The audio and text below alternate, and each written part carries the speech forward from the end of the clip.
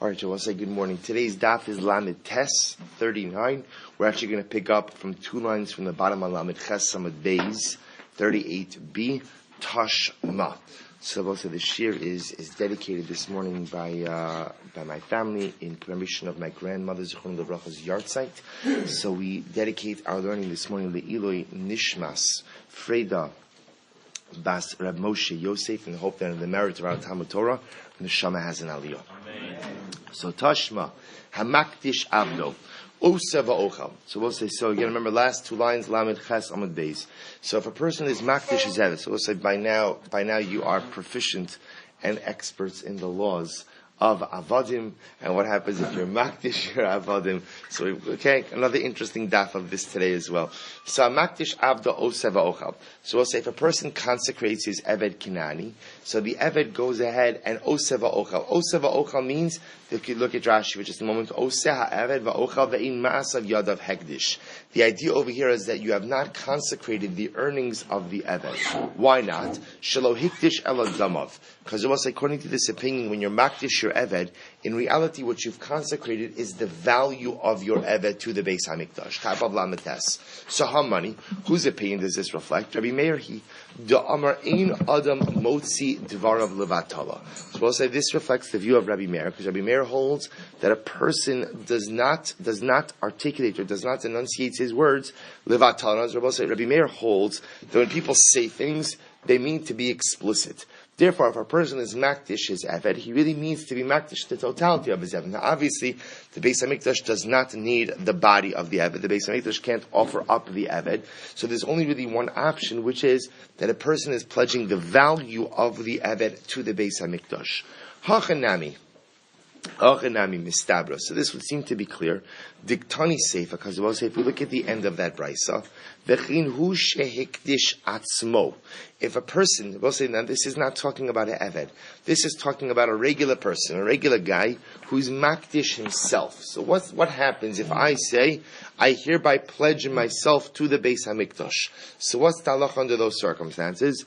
Oseh va'ochel. The halacha is that I go ahead and I continue to work, va'ochel, and I continue to eat the fruits of my labor. In other words, that my ma'aseh adayim, my earnings, are not consecrated to the Beis HaMikdash. Why? Shelo hikdish ela damav. Because I've only gone ahead and pledged my value to the Beis HaMikdash. So says the Gemara, I amrit bishlam Rabbi Meir he. So if you say this reflects the view of Rabbi Meir, then that makes sense. Bishlam Rabbi Meir he, Shapir, then it makes sense. So take a look at Rashi. I amrit bishlam Rabbi Meiri, v'taima lav mishum makdish stam sheyakdish limaker, ela mishum de'in adam motzi dvar levatalahu, ukimo sha'amar damav alai, v'yesh lahen alav maos, hainu dechayev laseis damim, the adam yodeh she'in gufo kadosh v'amar l'shein damim. So we'll say, if you're like Rabbi Meir holds that when a person goes ahead and makes a neder, so a person understands that he wants his words to be valid articulations. So when a person says that I am making myself hektish, he understands that his body itself can't become consecrated. Therefore, he must be going ahead and pledging his value. But if you say it reflects the view of the Rabbanon, Bishlama avdo l'demaikai, so I understand that my servant, he has a value, because I will say a servant can be sold. Ela ihu lidimekoi, but does a free man have a value? So we'll say, I want to point out something out. The idea, you could say, yes, a free man does have a value, so don't confuse this with erechin. Erechin means if a person makes an erech vow, and a person says, erki alai, my value is on me, so there the Torah gives objective values for different genders at different ages. This is not an erech vow. This is talking about where a person says, I'm pledging my value to the Beis HaMikdash, not erki alai. So the Gemara says an Eved has a value because an Eved could be sold on the open market. But a Ben Choron, a free man, what value does he have? So the Gemara says, Ela ihu l'demeikoi leima kitanoi. So we'll say, let's say this is indeed a machlokes tanoi. What's the machlokes? Hamakdish avdo, if one consecrates his Eved, ein mo'alin bo. he is not subject to Me'ilah. The Eved is not subject to Me'ilah. Reb Shimon Gamliel Omer Mo'alin Bisaro. Reb Shimon Gamliel on the other hand says, no, you could commit Me'ilah with his hair. So in other words, that if I were to go ahead and let's say cut the hair of the Eved and use that hair for some mundane use, then Eina Chinami, there would be Me'ilah under those circumstances. So says the Gemara, so my lav b'hakam iflagi. So what are they arguing about here? Demar savar kadosh, umar savar lo kadosh. So we'll say the pashtus, what they're arguing about is the following: that one opinion holds that when you go ahead and you consecrate an eved, the eved is indeed consecrated kadosh, and the other one says that the consecration does not take effect. Rashi says over here, no, I'm sorry. So v'tizbira hay mo'alin bo ve'in mo'alin bo. But if that's the case, then why does the Gemara read this as saying that one opinion says that he's excuse me, that one opinion says Maul and Bo, and one opinion says ain't Maul and Bo. Rather, it should say what? Thank you very much.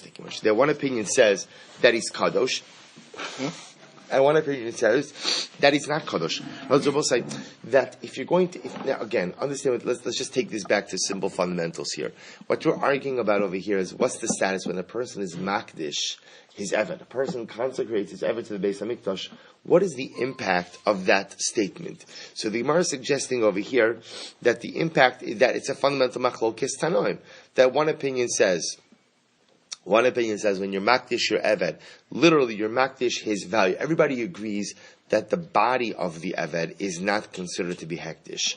The question is, what's the effect of making hektish? Now remember, let's just weigh the possibilities. Possibility number one could be that anything that the eved earns is hektish. That's possibility one. Possibility two is that the value of the eved, meaning if the Beis HaMikdash has the right to sell the eved, and that value ultimately goes to the Beis HaMikdash.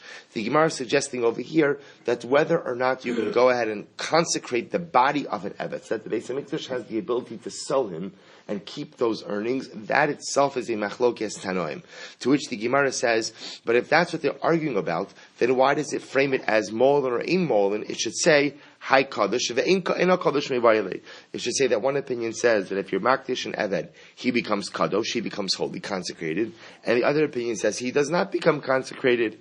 Ella dekuli alma kadosh. Rather, listen to this. Everybody agrees that when you are makdish and eved, when you consecrate your servant, so what happens? He is consecrated to the point that the Beis HaMikdash has the ability to sell him and keep, and whatever money they get from that sale, that becomes property of the Beis HaMikdash. So for now, for this moment, everybody is agreeing with that concept. So what are they arguing about in the Brisa? This is very interesting. Bahacha miflagi. Demar savar avda kimekarkoi dami. Umar savar kimetaltali dami. So we'll say, so again, now according to this version of the dispute, everyone is agreeing that when you're makdish your eved, when you consecrate your eved, so he is hektish. What does it mean that it's hektish? Again, it's not his body that's kadosh, of course, but rather it means Beis HaMikdash has the ability to sell him and go ahead and keep his value. Whatever monies they get for the sale ultimately belongs to the Beis HaMikdash. So what's the point of contention over here in this price? What are avadim compared to? So one opinion says avadim are like karka. They're like land, like real property. And the other opinion said that they're like metaltlin, movable property. And what's the chilik between karka and metaltlin? Oh, here's the difference. The difference is there is only me'ilah, the concept of me'ilah, which means mundane use of consecrated property, which is illegal. So the me'ilah only exists by metaltlin, movable property, and not by karka. Not by land. In fact, Rashi points out over here, Ein me'ilah b'karkos, Rashi says, Degarminan me'ilah chet mitruma. Matruma betalosh af me'ilah betosh. Because the paradigmatic case of me'ilah is a case ultimately of truma. So just like truma is something that is detached from the ground and is subject to me'ilah, so too only movable property is subject to me'ilah. So let's play this out over here. So now what we're saying is, everyone agrees that when you're makdish an eved, when you consecrate an eved, so the Beis HaMikdash sells him, and those monies are property of the Beis HaMikdash. The shaila now is an eved subject to me'ila or not? What will that depend on? It will depend if you hold that avadim are like karka or like metaltalin. If you hold that an eved is like karka, like real property, then what? Then it is not subject to me'ila. If on the other hand you hold that avadim are like metaltalin, movable property, then they will be subject to Me'ilah. So the Gemara says, Ihaki, if that's the case, and therefore I will say, that's why again, if you notice, in the wording of the Braisa, Reb Shimon Gamliel said that you could commit Me'ilah besara, with his hair. With his hair. Why is Reb Shimon Gamliel singling out the hair? Because it could very well be that even if you hold that the Eved himself is like karka, nevertheless the hair can be like metaltalin. So the Gemara says, if that's the case, Ihaki ad miflagi besaro, liflagu begufo. So why, if that's the case, then why are you arguing again about the hair? Why don't you argue about his body? Ella dekuli alma, abdo kimikar koidami. Rather, it must be what? Everyone holds that an Eved has the status of karka, has the status of real property. Well, 1 second. If he has the status of real property, then what's Rabbi say? Then he is not subject. He is not subject to Me'ilah. Why is he not subject to Me'ilah? Because remember, Me'ilah does not apply with real property. So what? V'hacha b'sa'aro ha'omed ligzaz kamifliki. Here, what are they arguing about? They're arguing about, again, let's say the Eved has hair, long hair, and that long hair is ready to be cut. So I will say, what's the status of hair that is ready to be cut? Mar savar kegazuz dami, or mar savar lav kegazuz dami. So I'll say, so one opinion holds that hair that is ready to be cut has the status of cut hair, and therefore, again, even when it's on the Eved still, it has the status of metaltalin, movable property. Umar savar lav kegazuz dami. And the other opinion holds that as long as it's attached to the head, nevertheless, what? It's considered to be like it's attached. And therefore, again, if it's attached to the Eved, then it's considered to be karka. And if it's considered to be karka, then it's not subject to Me'ilah. So the Gemara Zaleima, Hani Tanoi, Kani Tanoi, say that these Tanaim are like these Tanaim. This Nan. Rabbi Meir Omer, Yesh Dvarim Shehem Kekarka Ve'ina Kekarka. So Rabbi Meir says that there are certain things that are like land, but are not like land. Now, what does that mean? There are certain things that are like land in that they're attached to land, and even though normally that is something that is mechuber karka, attached to the ground, has the status of karka itself, nevertheless, these items do not have the status of karka. How so? The rabbis don't agree with him. What's the case? Ketzad, Eser gifanim tunos, masarti lecha. Also, listen to this. I say to Reuven, I gave you to watch 10 laden vines. Tunos means they have fully mature grapes on them. I gave you 10 laden vines. V'hala omer, einon ela chamish. And what happens? Reuven says, no, you only gave me 5 laden vines to watch. Rabbi Meir mechayev echam omrim. Right, Rabbi Meir says, Yochanan, both say, now understand, this seems to be a classic case of what? Modeh b'miktsas. Now remember, the paradigmatic case of modeh b'miktsas is, I lend Reuben $1,000, and Reuben says, no, you only lent me $500. So I'll say, when you admit a partial claim, in halacha, that triggers a shvuah. Shvuah modeh b'miktsas. We're not going to get into why that is right now, but it triggers a shvuah. Interestingly enough, over here, this seems to be a case of modeh b'miktsas as well. I say to Reuben, I gave you 10 laden vines. Reuben says, no, you didn't give me 10, you gave me 5. Rabbi Meir says, fine, modeh b'miktsas, partial admission of a claim, therefore you have to swear regarding the remainder. The Chacham say, no, kol mechubel karka, harihu kikarka. The Chacham on the other will say, the shavua of modeh b'miktsas only applies to what?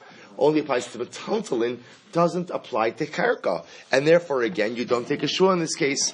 V'am Rabbi Yossi, Rabbi Chanina, anavim ha'omdos libatzer ika b'inayu. So we'll say, so remember, so the shaila now, I understand the shita of the Chacham that there's no shvua. But why would Rabbi Meir hold that there is a shvua in this case? To which the Gemara says, I'll tell you what the case over here is, because we're talking about cases where the grapes are ready to be taken off the vines. So, Rabbi Meir Rabbi Meir says that since the grapes are ready to be removed from the vines, therefore what? Therefore they have the status as if they are already removed. And therefore, again, essentially they have the status of metaltalin. On the other hand, Rabbanan Sabri Lav Kibbutz Damyan. On the other hand, the rabbis hold that no, that even though they're ready to be removed from the vine, as long as they're on the vine, they're considered to be mechuber lekarka, and therefore again, no shvua of modeh b'miktsas. To which the Gemara says, "Afilu to Rabbi Meir, it's not true. Our brayos reflective of Rabbi Meir. Why? Ad kan lo kam Rabbi Meir hasam ella ba'anavim." So I'll say it could be that the grape case is different. Why is the grape case different? The kaimon michash kechishi. Because we'll say when it comes to grapes, the longer they stay on the vine, the weaker they get. In other words, we'll say for grapes, apparently, the longer they stay on the vine, which I think is true, right? Because the grapes, the longer they stay on the vine, actually, the sweeter they get. Which they harvest, which depending on what kind of wine you're trying to make, could have a detrimental impact. So when it comes to grapes, where the longer they stay on the vine, the weaker, so to speak, they get. So then everybody agrees, or not everybody agrees. That's when Rabbi Meir will say that l'maisikin, it's as if they're already detached. However, aval hocha, but by the case of the hair, kama dekoi ashpuche mishabech. But Harabo say the longer it stays on the head, so to speak, the better it gets. In other words, that by the hair, it doesn't make any difference in terms of the quote-unquote quality of the hair, the longer it stays on the head. Therefore, maybe even Rabbi Meir would agree that's what? That lemaisa, again, as long as it's attached to the head, it's still considered to be v'chuber to the guf of the Eved. And remember, again, avodim are considered to be karkas you've already established. So we'll say, so where has this conversation gotten us?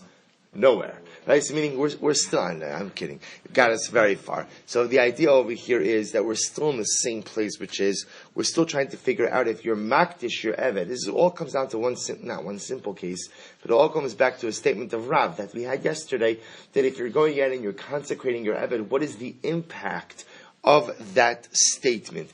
Am I saying that the ma'aseh then, that the earnings of my eved are consecrated, which is one opinion, or am I saying no, that the body of the eved, now what does it mean the body of the eved is consecrated? That the Beis HaMikdash sells the eved and keeps the proceeds of that sale. That's the fundamental question, bless you, that we are grappling with now. So the Gemara goes weiter. Kisalak Reb Chiya, bless you. Kisalak Reb Chiya bar Yosef, Amar Hashmaita Derav, Kameid Rabbi Yochanan. So also when Reb Chiya bar Yosef went to Eretz Yisrael, so he said this statement of Rav. Now we're jumping a little bit. The statement of Rav was that if you're mafkir your eved, if you make your eved hefker, he goes free. So now Reb Chiya bar Yosef is saying this statement of Rav in front of Rabbi Yochanan, that if you make your eved hefker, he goes free. Amar Rav Hachi. So Rabbi Yochanan said, did Rav really say this? So the Gemara says, the astonishment of Rabbi Yochanan makes it sound like he doesn't hold this way. So V'hula Amar Hachi. The Gemara says, did Rabbi Yochanan himself not hold this way as well? But Rabbi Yochanan himself said that if you make your eved hefker, he goes free, but he requires a document of emancipation. He requires to get shikhr. So we'll say, Rabbi Yochanan throws that in over here. Yes, if you make your eved hefker, he goes free, but you have to give him a get shikhr. So the Gemara says, this is what Rabbi Yochanan was saying. Amarav Kavasi. Rabbi Yochanan was amazed that Rav held like him. That Rav said the same thing as Rabbi Yochanan said, namely that if you make your eved hefker, he goes free. The Ika da Amri, and others say, Lo Saimua Kameh, that Rabbi Chiya bar Yosef didn't have the opportunity to finish his words in front of him. Amar lei, and therefore Rabbi Yochanan said, "V'lo Amar Rav tzarich get shichrer." And so remember, so after Rabbi Chiya bar Yosef said to Rabbi Yochanan that Rav holds that if you make your eved hefker, he goes free. So it sounds like he goes free even without a get shikhr. So Rabbi Yochanan says, really, does Rav allow the eved to go free without a get shikhr? So the Gemara says, Rabbi Yochanan Tamei Da'amu Ulam Rabbi Yochanan Hamafkir Avdo Yatsa Lecheros Tzarech Get Shikhr. So far, so now the Gemara is jumping back to the case of Hefker, and now it appears that Rav and Rabbi Yochanan are saying the same thing, namely that if you make your Eved Hefker, if he goes free, but he still requires to get Shikhr, he still requires document of emancipation. So Gufa Amar Ula Amar Rabbi Yochanan Hamafkir Avdo Yatsa Lecheros Tzarech Get Shikhr. So let's go back now and analyze this a little bit. So if you go ahead and you make your Eved Hefker, he goes free, but he requires a document of emancipation. Seisve, Rabbi Abbas. Rabbi Abba raised the kasha. Esve Rabbi Abba le'ula. So Rabbi Abba went ahead and raised the kasha. Remember, Ula is the one who's quoting this statement of Rabbi Yochanan, who says that if you make your Eved Hefker, he goes free, but he requires a get shikhr. So now Rabbi Abba raises a kasha. This is an interesting case. Ger shemes ubizbizu yisrael nechasav. We'll say if you have a convert who died, and people seize his property. Now, what's the pshat over here? Normally, when a person dies, there's always someone to inherit him. In other words, let's say even if a person is not married or doesn't have children or siblings or parents, so there's always some relative. There is a case where a person could die without any relatives, and that's the case of a ger. Person converts, and let's say never marries, never has children. When he dies, literally there are no surviving relatives. I should say no surviving halachic relatives. So what happens with his property? So his property essentially becomes hefker, becomes ownerless. So what happens with the ownerless property? Whoever gets there gets it. So what happens? Ger shemesu bizbezu yisrael nechasav v'hayu bahen avadim. Now, listen to this. And let's say within the estate of the ger, there were servants, there were avadim kinanim, slaves, bein gidolim, bein ketanim, whether they were adults or children, kanu atzman b'nei chorin. We'll say as soon as the ger dies, they automatically become free. Kanu atzman, they acquire themselves, right, to be free. Since now they're hefker, they become free. Abba Shalom says, 1 second, Gedolim kanu atzman b'nei chorin. Abba Shalom says, not so quickly, the adult servants, they go ahead and acquire themselves. However, Kitanim kalamachsik bahen zacha bahen. So we'll say, so according to Abba Shalom, the Gedolim, the adult slaves who have the ability to acquire themselves, they do in fact acquire themselves. However, the Kitanim, the children, whoever acquires them first, ultimately takes ownership over them. But 1 second, I will say. But here's the problem. The problem is that Rabbi Yochanan said before that what? Rabbi Yochanan said that if you make your Evet Hefker, he goes free, but what? He requires to get Shechrer. Here, essentially, the ger died, his avadim go free, but who writes the get Shechrer? So the Gemara says, Amar, Mikas of get Shechrer Elu, Amar, Dami Haimid Rabbanan, Kedelo Gamri, So Amar, he said, Dami Haimid Rabbanan, Kedelo Gamri Inshi Shmaita. This rabbi apparently never had the halacha properly explained to him. V'taima mai, Amar Rav Nachman, Kasavra Ula, Avdo de ger ki ishto. So we'll say this case will be the exception. The evet of a ger goes free without a get shechur, because the evet of a ger is like his wife. Now what does that mean? Ma ishto mishtalcha below get. Just like an isha goes free without a get. We'll say if the husband dies, so the woman goes free without a get, meaning there's no documentation necessary to free her from the marriage. Af avodam mishtalchim below get. So too the servants ultimately go free without a get as well. Ihachi afilu Yisrael nami. So we'll say if that's the case again, then why is this only the case by a ger? Why is it only the case by a ger? Why isn't this the case by any Yisrael who dies and leaves avodim in his estate? That ultimately the avodim should go free immediately upon his death, just like his wife, quote unquote, goes free upon his death. It's different, because when a person leaves behind children, Amar Kra, Visnachaltem osam livnechem acharechem lareshes achuza. Because also the difference is that when a person leaves behind children, there the Torah gives an explicit mandate that my servants should be passed down to my children after I die. Ihachi hamafkir avdo v'meis nami. So we'll say if that's the case, then why not in the case of the following, where let's say I make my Evet Hefker first, the Adon makes his Evet Hefker, and then the Adon dies. Why don't they say in that case also that the Evet should go free and no get shichr should be necessary? Alama Amar Ameimar. Why did Ameimar say Hamafkir Avda Umes Osa Evet Elo Takana? That if one made their Evet Hefker and then died, that Evet has absolutely no resolution. That Evet is stuck. The Gemara says Da Ameimar Kasha Inachinami. Ameimar's statement is difficult to understand. Amar Rabbi Yaakov Bar Idi Amar Rabbi Yoshua ben Levi Halacha Kabashal. So what Rabbi Yoshua ben Levi said. The halacha follows Abba Shalom. Remember what did Abba Shalom say? That in the case where the ger died, and again left no surviving relatives, and in his estate there are avadim, so the adult avadim acquire themselves; they become free. The minor avadim, whoever acquires them, ultimately owns them. So Rabbi Shimon Levi now is saying halacha follows Abba Shalom. Amar Rabbi Zera Rabbi Yaakov Bar Idi. I will say Amar Beis. So Rabbi Zera to Rabbi Yaakov Bar Idi. Befer shmiya lecha or michlal shmiya lecha. Did you hear this statement explicitly, or are you inferring this statement? So the Gemara says, "My kilala, what does it mean? What does it mean if he says that he heard it? That he heard it that he heard it, that he heard it inferred. The Amar Rabbi Shimon Levi, because Rabbi Shimon Levi said, they said the following halacha before Rebbe. Amar, Nisya Ashti Meploni Avdi Mahu. Well, so listen to this. Let's say the master says, I am hereby misyaish. I go ahead and I have yeosh from Ploni my Eved. Rashi says, Nisya Ashti Lashon Hefkerhu. This is a Lashon of Hefker, a Lashon of relinquishing ownership. So now, what is the halacha? Amar Lahem. So he said to them, Omer Ani, I say, Ein lo takona. Such an Eved has no remedy. Well, so now what does that mean? Take a look at Rashi. Ein lo takana, bebas yisrav lo b'shivcha. So this Eved, he can't marry a Jewish woman, nor can he marry a shivcha. Why? Shari meshuchrar hu ktsas ve'ino gomer. Because it will say when the master says, Nisya ashti miploni, I give up hope. I despair. I have yeosh. I don't know what the good word. Yeosh literally means despair. But again, in this context, so you understand the context, let's say, of ownership of property, so it means I despair of ever retrieving that item. So over here, the Gemara is suggesting that Nisya Ashti Mi Avdi is a lashon of hefker. It's a lashon of relinquishing ownership. I'm nisyaish on my Eved.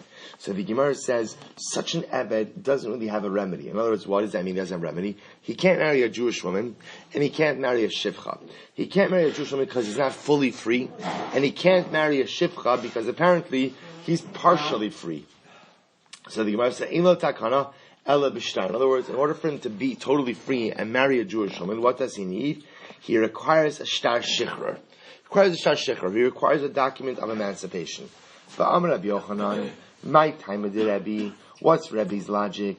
Gomer la mi isha, because he makes exer shava of la mi isha, ma isha b'shtar, af eved nami b'shtar. Just like an isha, a woman only goes free from a marriage, only goes out of marriage with a get, with a document. So to an eved only goes out of servitude with a get. And I was going to say that in this case over here, the Adon is literally saying, I'm making you hefker. Nisya ashtimi avdeh, I'm making you hefker. Nevertheless, what the Gemara is saying over here is that lashon by itself is not enough, and therefore, what you need a document as well. The kadaikis mino, and we can further this diuk. Ki isha. Then now that we're establishing this relationship between an isha and an eved, ma isha isura velo mamona. Af eved nami isura velo mamona. So we'll say, just like an isha, when her husband gives her the get, what does the get remedy? The get takes away isser, takes away prohibition. In other words, what does it mean? When she's married, she's an isha's ish. The husband doesn't have financial control over his wife. He doesn't own her from a mammon perspective. So the get takes away isser. So to by an eved, so to af eved nami isura. So to an eved also, when an adon gives his eved a get, it also takes away the tzad isra. Now, what does that mean? Take a look at Rashi. The kadaikas mina, kevan de Rabbi Mash, kevan de Rabbi me ishay alefla, Iri Rabbi, ella b'mafkir eved gadol, sheyesh lo yad liknos atzmo. U'mishev kiro ein lo alav ella isr. Aval mamon ki isha zu, sheget shala eino bala hafkir mamon, sheyesh lo ala ella isr. Aval be'eved katan, lo Iri Rabbi, de lav dumya di ishu, di ikadrar de mamona alei. U'bididei srila di ishla takana b'shivcha, the lokana ansel behefker. So we'll say, so the point that you see from here is that lamaisa again, in this case, you remember, we're trying to understand, just to orient this a little bit. The Gemara said over here that Rabbi Yeshua ben Levi said that halacha follows Abba Shol. Rabbi Zera said to Rabbi Yaakov Bar Idi, did you hear this explicitly or did you infer it? So if you inferred it, so again, remember, what did Abba Shol say? Abba Shol said that in the case of a ger that dies, so if he leaves behind the avadim, the adult avadim acquire themselves, but the minor avadim, the child avadim, could be acquired by whoever takes possession of them. So the Gemara just suggesting over here, you see from here, that when you make your adult eved hefker, so what does that do? That removes the tzad mamon, but doesn't remove the tzad isser. So if I say nisya ashti me avdi, I am relinquishing my monetary claim to the eved. But his status of an eved still remains in place until when? Until he receives a get shikra. Therefore, he can't marry, let's say, Yisraelis, until he goes ahead and he receives a get shikhr. So therefore you see in the case of the get, where the adon dies, both the tzad mamon and the tzad isser are both removed. That's why an adult Eved could go ahead and is totally free upon the death of his convert master. So that's how we would infer Abba Shal's halacha. However, again, says the Gemara, and if you're just going to infer it, then what? I can make the opposite inference. How so? Ma isha ben gidola ben kitana. Just like I will say by an isha, these halachos apply whether she is, meaning a get, works, whether she's a gidola, whether she's a kitana. Af eved nami ben gadol u ben katan. So to an eved as well, the halacha applies whether should apply whether he's an adult or a child. But yet again, by Abba Shol, he makes a distinction between adult avodim and children avodim. Amar le beferish shmili, to which he responded, I heard it explicitly that the halacha follows Abba Shol. In other words, we didn't infer it from anything, but rather again, I heard explicitly the halacha follows Abba Shol. Fine. Rabbi Cheber Amar Rabbi Yochanan, in halacha Abba Shol. Well, see, on the other hand, Rabbi Cheber Abba said in Rabbi Yochanan that the halacha does not follow Abba Shol. Amar le Rabbi Ziyad Rabbi Cheber Abba beferish shmilecha or michlala shmilecha. Tell me, did you hear it explicitly or did you infer it? Ma'ichlala. So we'll say. So what would be what would be the inference? Then Rabbi Yeshua ben Levi Amru lifnei Rebbe, because Rabbi Yeshua ben Levi said they said over the following cases in front of Rebbe, Nisya ashtimi ploni avdi mahu. What's the halacha if the master says, I hereby have yeyosh from my eved? So what's the halacha? So Amar lahem, he said to them, Omer ani ein lo takana. I say that such an eved doesn't have any remedy, ella bishtar, except that what? You have to give that eved a shtar shechra. In other words, we both say that again, this ya'ashte me avdi takes care of what? Takes care of the tzad mamon, but the tzad isser can only be addressed with a shtar shechra. Rabbi Yochanan, in my time in the Rebbe, what's Rebbe's logic? Gomer la la mi isha. He makes his there shavav la la mi isha. It says la by eved and it says la by isha. Ma isha bishtar. Just like an isha could only have her tzad isser removed with a get. Av eved nami bishtar. So to an eved also could only have his tzad isser removed with a shtar. The kadaikas mina. And we can infer further from this. Ki isha. Ma isha ben gidol ben kitana. Just like by isha, this halacha applies whether the isha is an adult or a child. So to av eved nami ben gadol ben katan. So to again, with an eved, in order for an eved to be freed, the eved requires to get shikhr, whether he's an adult or not. So the Gemara says, "V'im mai." So in second, if you're going to infer this, adrab, I can make the opposite inference. Dok mina lahach gisa. Ma isha isura v'lo mamona. Just like by an isha, the eved, the shtar, only takes care of a tzad isra, but not a tzad mamon. Av eved nami isura v'lo mamona. So to an eved as well, there's only isser, only an issue of isser, and not mamon. Therefore he responds, Amar lei beferish shmiali. I heard it explicitly that lemaisa the halacha is not like Abba Shol. Okay. Amar mar, Amar lahem, Omer ani, ein lo takana ela bishtar. I hold that such an eved, we'll say again, going back to this regular case over here where the Adon said, Nisya ashti mi ploni avdi. I am misyayish. I have yeyosh from my eved, which will say sounds like a lashon of hefker. I'm making my eved hefker. So what's the halacha? The eved only goes totally free if he has the shtar shikhr. I've had Tanya Rebbe Omer. Rebbe Omer. Rebbe says, Omer ani afu no sim deme atzmo v'yotze. But one second. But Rebbe says that such a person could even pay for his own emancipation. In other words, he could even go ahead and give his own value and go out free. Why? Because the say it is as if the master is selling the eved to himself. So both say this is a contradiction because we just got finished saying what? That if you say Nisya Ashti Ploni Avdi, that works partially, but the eved still requires what? Still requires to get shikhr. Now we're saying over here that again the eved in this case actually has the ability to buy himself from the adon. To which the Gemara says, Hachi Kamar, this is what it means to say, O b'kesef, O b'shtar.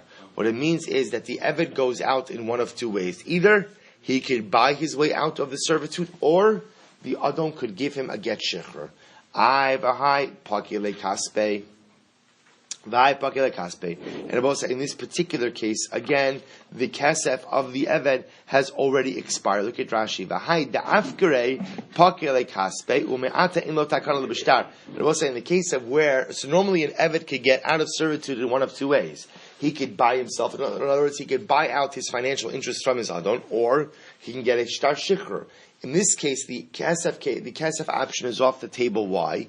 Because since the adon has said nisya ashti me'avdi, the kesef component has already been removed. Therefore, the only way for him to get out of this avdus ultimately is through a shtar. So the Gemara goes weiter.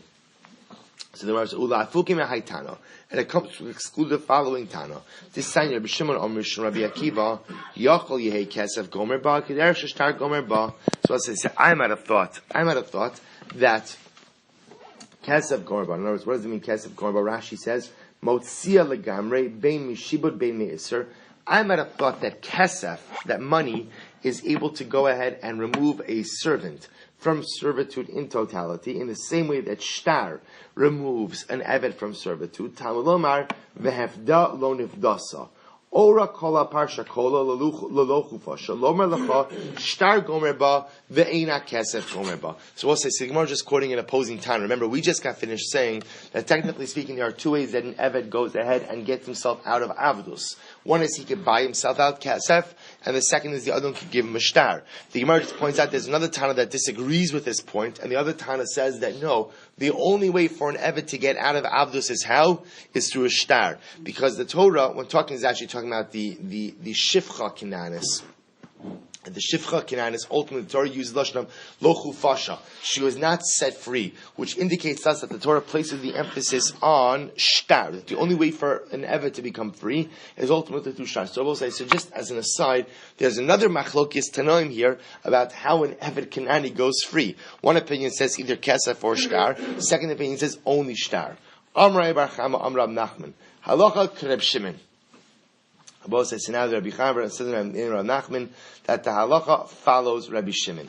Rav Yosef bar Chama Amar Rabbi Yochanan ein halacha k'Reb Shimon. And Abba says the other opinion says that the halacha does not follow Reb Shimon. So now we have another machlokes as to whether or not the halacha follows Reb Shimon, as we just stated above. Achkechi Rav Nachman yitzchak l'Rav bar sheilta. So Rav Nachman bar Yitzchak found Rava bar Shilta, who was standing by the entranceway of the shul. Amar lei, halacha or ein halacha? Does the halacha follow Rabbi Shimon or not? So the Gemara says, so just lost the place. Sorry.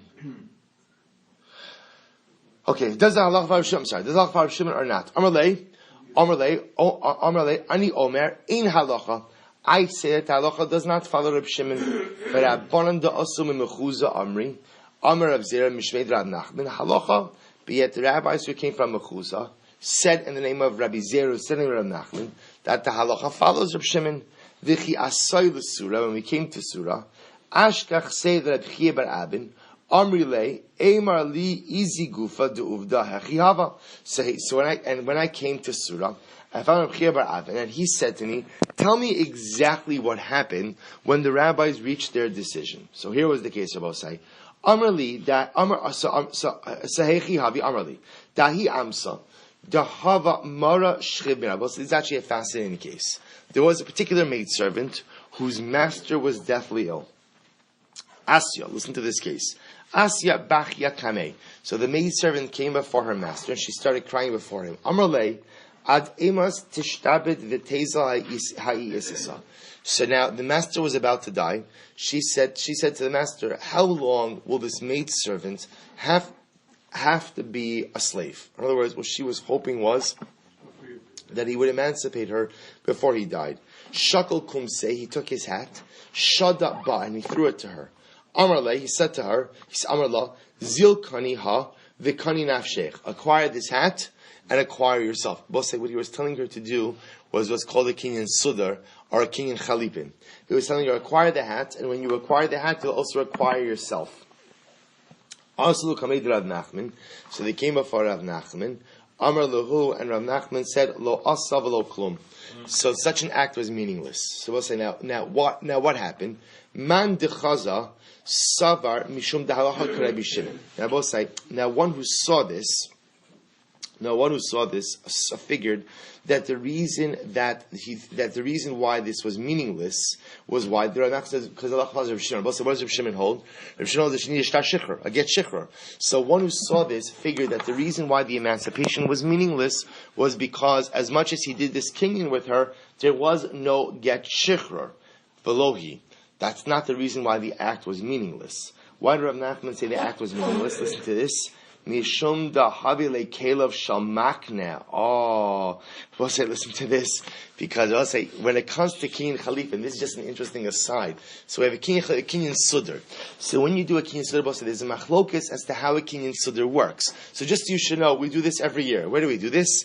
Well, it depends where you do it. By mechiras chametz.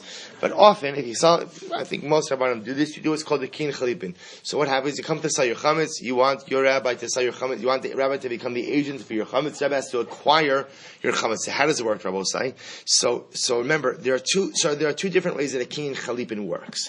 One could be a flip act of acquisition. In other words, I want to acquire something of yours, so what happens is I give you something of mine, you acquire my item, I acquire your item. That's called Kelev Shalkona.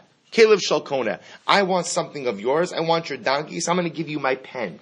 You'll take my pen, you acquire my pen. The moment you acquire my pen, I acquire a flip active acquisition. The way, however, we paskin by kinyan sudr is that it's Kelev Shalmakne. We actually use the utensil of the owner of the item, of the conveyor. Therefore, let's say by mechiras chametz. So again, I tell you, take my pen, lift it up, and when you acquire my pen, I acquire your chametz.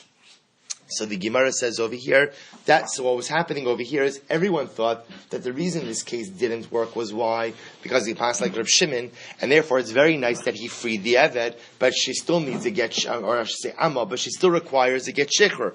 To which Gemara says, no, that's not the problem. The problem over here was the mechanics of the kinyan. Velohi, and the Mishum Davle Kelev Shalmakne. The issue over here, Abosai, is that what? Is that the Adon ultimately used his own utensil. In other words, that if he really wanted to affect a real kinyan chalipin, what should have happened? What should have happened? So the Amma should have given him something, right? The maidservant should have given him something, and it would have been a flip active acquisition. I'm sorry? The Eved doesn't own it. So remember again, so Sayyid's saying good. It is possible for an Adon to convey something to the Eved or to the Amma that she would acquire b'matana that would be hers to the exclusion of any ownership interests of the Adon. Maybe that's what he's doing. No, he didn't. He didn't give her the hat to acquire it. He gave her the hat ultimately as the vehicle of the kinyan. The Gemara says, according to Sabine, that's not how kinyan sudr works. Kinyan sudr works is she has to give him an object, he acquires it, and when he acquires her object, she acquires herself, which in this case she acquires her emancipation. Velohi ela mishum dahavile kelev shalmakne. So ultimately, again, understand what's happening. The reason this is amazing is because everyone's saying halachas like Reb Shimon, halachas like Reb Shimon. Why? Because of this case. Because everyone saw this case of this Adon who freed his Amma, and now we all know that the rabbis passed that she's not free. Or also the reason she was not free was because that what? She didn't receive a get shikhr. And therefore you see from here that the halacha of Reb Shimon, that even if someone makes their Evet Hefker, you still require a get shikhr. Meanwhile what? It had nothing to do with Reb Shimon Abosai, and it had everything to do with the mechanics ultimately of get shikhr. Alright, so we'll stop over here for today. And we'll pick up with this tomorrow. What about this shechit? So,